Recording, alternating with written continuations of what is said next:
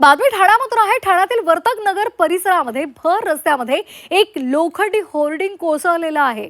सकाळच्या वेळेमध्ये रहदारी कमी असल्यामुळे सुदैवानं यामध्ये कुणालाही इजा झालेली नाहीये आणि त्यामुळे मोठी दुर्घटना टळली आहे। मात्र या घटनेनंतर ठाणे शहरातल्या रस्त्यालगत अशा उभारण्यात येणाऱ्या इतर होर्डिंगच्या सुरक्षिततेचा मुद्दा पुन्हा एकदा ऐरणीवर आलाय। प्रशासन याकडे कितपत गांभीर्यानं लक्ष देणार असा सवाल आता नागरिक विचारतायत। याचा आढावा घेतला आमचे प्रतिनिधी शुभम कोळी यांनी। पाहूयात। सलग तिसऱ्या दिवशी ठाणे जिल्ह्यामध्ये अतिमुसळधार पावसाचा इशारा दिलेला आहे आणि रेड अलर्ट देखील जारी केलेला आहे। आणि अशातच ठाणे शहरामध्ये सोसायटीचा वाऱ्यासह भरघोस पाऊस आपल्याला पडताना पाहायला मिळत आहे।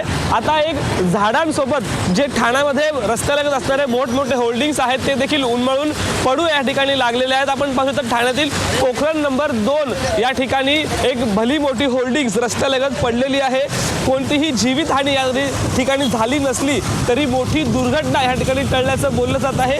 गेल्या काही वर्षांपूर्वी आपण पाहिलं असेल तर घाटकोपर येथील पेट्रोल पंपाजवळ एक मोठी दुर्घटना होल्डिंग पडून जी आहे ती घडली होती आणि त्यानंतरच सतर्कतेचा इशारा देखील दिला होता। परंतु असं असताना देखील आता ठाणे शहरामधील एक भली मोठी रस्त्यालगत असणारी होल्डिंग या ठिकाणी पडल्याची घटना आपण पाहत आहोत। असं देखील आपण पाहिलं तर अनेक वाहनं या ठिकाणाहून ये जा करत आहेत आणि तरी देखील अशा प्रकारच्या घटना या ठिकाणी घडल्या आहेत। आपल्यासोबत प्रत्यक्षदर्शी या ठिकाणी आहेत। सर काय सांगाल, एकंदरीत मोठी होल्डिंग या ठिकाणी पडलेली आहे, ती प्रत्यक्षदर्शी आहात, काय सांगाल एकंदरीत?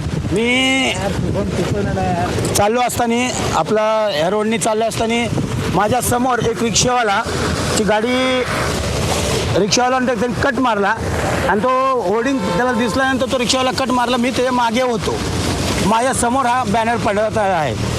आता येणाऱ्या काळामध्ये महापालिका प्रशासन स्थानिक लेवलला कशा प्रकारे होल्डिंगची देखभाल करेल, कशा प्रकारे त्यांची पाहणी करेल, हेच पाहणी येणाऱ्या काळातलं महत्त्वाचं असणार आहे। शुभम कोळी, झी मीडिया, ठाणे।